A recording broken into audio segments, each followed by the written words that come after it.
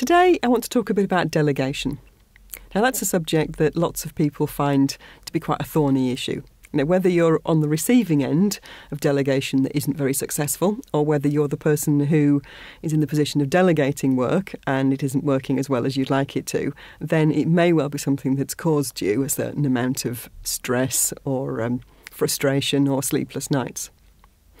The first thing to think about in the context of delegation is, why are you doing it? And the question I'd like you to ponder on for a moment is, who's supporting who? Some while ago, I was talking to one of my coaching clients, and she'd got a change of boss, and she was struggling a little bit to get on with the new boss.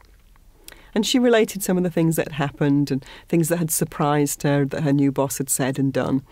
And after a while, I began to realise that there was a big contrast between the attitude of this new boss and the one that she'd had previously. And the big difference was this. Her previous boss came from a mindset that said her job was to support everyone in her team to make it easy for them to do their job to the best of their ability.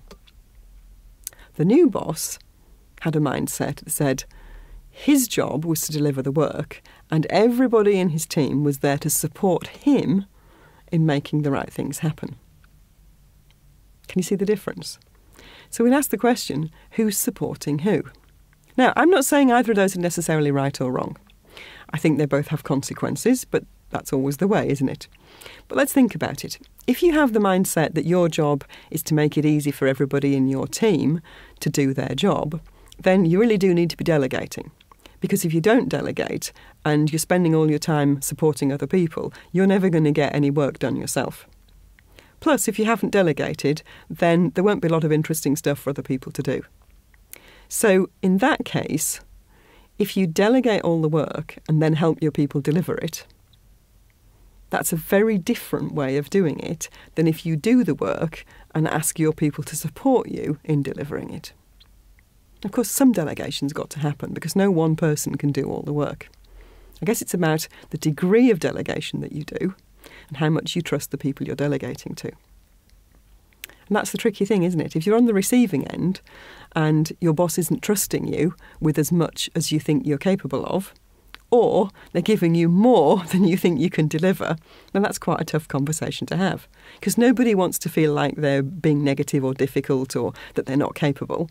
We all like to say, oh, yes, I can do that. Yes, I will do that. Yes, I'll deliver. That always makes you feel good when you can feel like you're being helpful.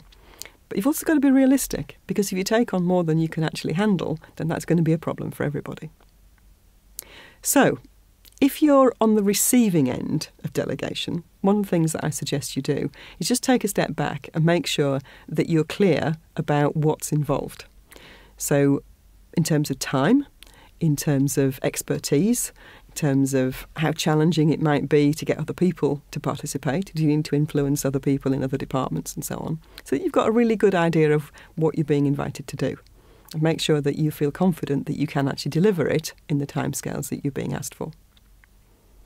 If you're the person delegating work, then I think there's more to do than that. I think you need to step back and ask yourself, how much work do you want to deliver? How much work do you want to delegate? How much time do you want to spend supporting the people that you've delegated to? Because delegation isn't just a matter of saying to someone, here you go, here's your job, you get on with it. There's a lot more to it than that. Sometimes somebody might be confident just to take it away and do it. But if you're accountable for the end result, you probably need to be keeping an eye on what's going on. You need to be available if there's problems.